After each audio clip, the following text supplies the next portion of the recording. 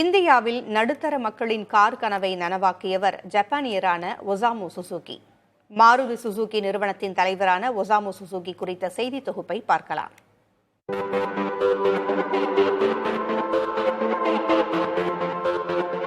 அது 1970 காலகட்டம். பிரதமராக இந்திரா காந்தி இருந்தார். தனது மகன் சஞ்சய் காந்தியின் விருப்பத்தின் பெயரில் இந்தியாவில் குறைந்த விலை கார் தயாரிப்பு நிறுவனத்தை உருவாக்க வேண்டும் என்ற நோக்கில் பொதுத்துறை நிறுவனமாக மாருதியை தொடங்கினார். ஆனால் நினைத்தபடி குறைந்த விலையில் கார்களை தயாரிக்க முடியவில்லை. பல்வேறு நெருக்கடி காரணமாக அந்த திட்டத்தில் முன்னேற்றம் நிகழவில்லை. இந்நிலையில் வெளிநாட்டு நிறுவனத்தோடு கைகோர்த்து செயல்பட இந்திய அரசு முடிவு செய்தது. இந்தியாவில் அப்போது கார் வாங்குபவர்களின் எண்ணிக்கை மிக மிக குறைவு. ஆண்டுக்கு 40,000 கார்கள் விற்றாலே அதிகம். இன்றைக்கு ஆண்டுக்கு 41 லட்சம் கார்கள் விற்பனையாகின்றன. இதனால் அப்போது இந்தியாவில் கார் தயாரிப்பில் களமிறங்க பல வெளிநாட்டு நிறுவனங்கள் ஆர்வம் காட்டவில்லை. ஆனால் ஒசாமு சுசுகியோ இந்திய சந்தையை மிகப்பெரிய வாய்ப்பாக பார்த்தார். இந்தியாவில் மிகப்பெரிய கார் சந்தையை உருவாக்க முடியும் என்று நம்பினார். 1978ஆம் ஆண்டு ஜப்பான் நிறுவனமான சுசுகியின் தலைவராகவும் சிஇஓவாகவும் பொறுப்பேற்றிருந்த ஒசாமா சுசுகி இந்தியாவுடன் கைகோர்க்க முடிவு செய்தார்.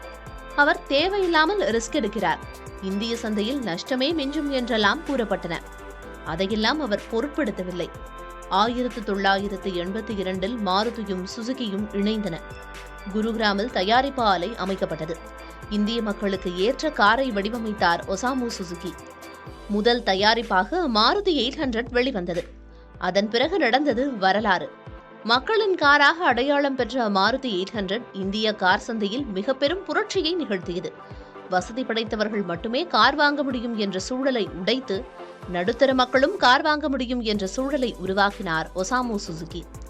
அவரது முன்னெடுப்பு இந்திய வாகனத்துறையில் மட்டுமல்ல, இந்தியாவின் பொருளாதார வளர்ச்சியிலும் பெரும் பங்காற்றியது. அவரது பங்களிப்பை கௌரவிக்கும் விதமாக மத்திய அரசு 2007ஆம் ஆண்டு அவருக்கு பத்மபூஷன் விருது வழங்கி கௌரவித்தது. ஒசாமு சுசுகி தொலைநோக்கு பார்வை கொண்டவர், எதிலும் துணிந்து ரிஸ்க் எடுக்கக்கூடியவர். இன்று இந்தியா வாகன தயாரிப்பில் உலக அளவில் முக்கிய மையமாக உள்ளது. ஒசாமு சுசுகி இல்லையென்றால் இந்த வளர்ச்சி சாத்தியப்பட்டிருக்காது என்று அவரது பங்களிப்பை நினைவு கூர்கின்றனர் வாகனத்துறையினர். இன்று இந்திய வாகன சந்தையில் மாருதி சுசுகியின் பங்கு 40 விழுக்காட்டிற்கும் மேல்.